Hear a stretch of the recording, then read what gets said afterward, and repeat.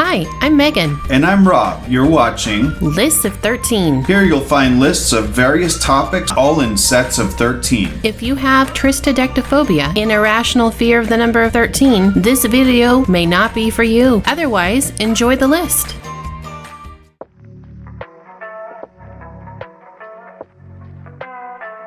We're doing a series about one of my favorite shows. So without further ado, live from New York. Excuse me. We're not live, and we're in Missouri. Oh, right. Got a little bit excited there. Either way, this video is part of the series about Saturday Night Live cast members. By the way, it's one of my favorite shows too. So, enjoy the list. Today we're going to be talking about someone I think so much of his stuff was just absolutely hilarious. And then after being done with Saturday Night Live, he did some really solid movies and he's just great. So today we talk about Dana Carvey. We present to you now 13 facts about Dana Carvey that you probably didn't know. Number 1. He was born in Missoula, Montana and moved to San Carlos, California when he was 3 years old. Number 2. George H.W. Bush, former president, was a huge fan of Carvey's impression of him. Perhaps Bush's most public endorsement came during Gerald Ford's funeral. In the middle of his remarks, Bush observed, "Ford had a wonderful sense of humor and even took it in stride when Chevy Chase had to make the entire world think that this terrific, beautifully coordinated athlete was actually a stumbler." Ford said it was funny. He wrote that in his memoir. "I remember that lesson well, since being able to laugh at yourself is essential in public life. I'd tell you more about that, but as Dana Carvey would say, not gonna do it. Wouldn't be prudent."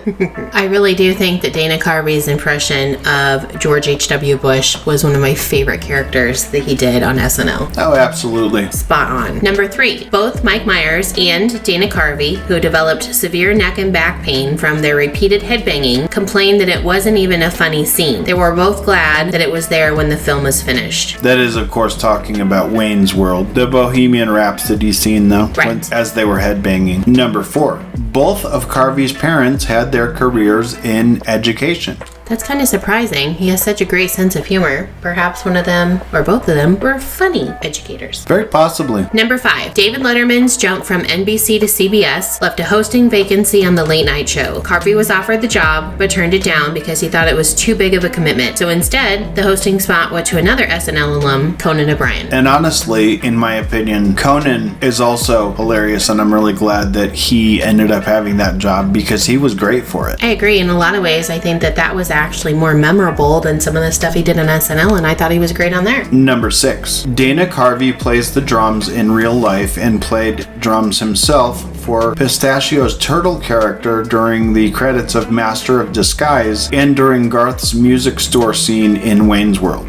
That's a fantastic scene in Wayne's World. Yeah, especially at the end where he's like, "I like to play." Yes. Number 7. Dana Carvey is known for numerous original characters, including Garth from Wayne's World, who is based on his brother. I've read a lot about how Garth was characterized, and the best way to put it is all of the lovable attributes of his brother. That was Garth. I mean, I think they're both fantastic characters, Wayne and Garth, but I really have to say I think Garth's quirkiness really makes him my favorite. Right. Number 8. He auditioned for SNL with Lifestyles of the Rich and Famous host Robin Leach, Senile Robin Williams, Jimmy Stewart, and John Travolta impressions. I bet those were freaking amazing. Oh, I agree. Number 9. Dana Carvey, Garth, did not learn the lyrics to Bohemian Rhapsody before the famous car singing scene and was supposedly unhappy that it was so obvious in the final cut. Many think this made the scene more funny. Me included. Number 10. His Saturday Night Live work won him an Emmy Award in 1993. He has actually had a total of 6 Emmy nominations. Very impressive. Number 11. Before Dana Carvey landed his star-making gig on Saturday Night Live in 1986, his first movie was Halloween 2, in which he played a news crew assistant with 0 lines. That's what we call starting small, I guess, but he did become a really big big star after a while, huh? Yeah, that's kind of crazy that he went from no lines to being an SNL cast member, and a funny one at that. Absolutely. Number 12. In Wayne's World, when Wayne and Garth are on the hood of the car watching the airplanes fly over, Garth asks Wayne if he ever thought Bugs Bunny was attractive in women's clothing. The line was not in the script, and Carvey was ad-libbing. I think that's an amazing line, and it makes it even better that it was completely ad-libbed and not planned. I agree. He looks so serious when he's asking. It just makes it so funny. And then he's like, yeah, me neither. He's put way too much thought into that. And number 13, Carvey's SNL character, the church lady, the uptight, pious, and smug host of the church chat, the catchphrase of the sketch, which was, well, isn't that special? Well, isn't that special? Carvey said he based on the character of the woman he knew from his church growing up who would keep track of his and others' attendance. I think his impression of George Bush and the church lady are my top two favorites for sure. Oh, absolutely. I think, though, the church lady probably beats out any other character that he's ever played. Agreed. Well, we want to thank you for watching this video today and hope you enjoyed it. Tell us your favorite, potentially unknown fact about Dana Carvey. Or if you have another fact, go ahead and share that with us.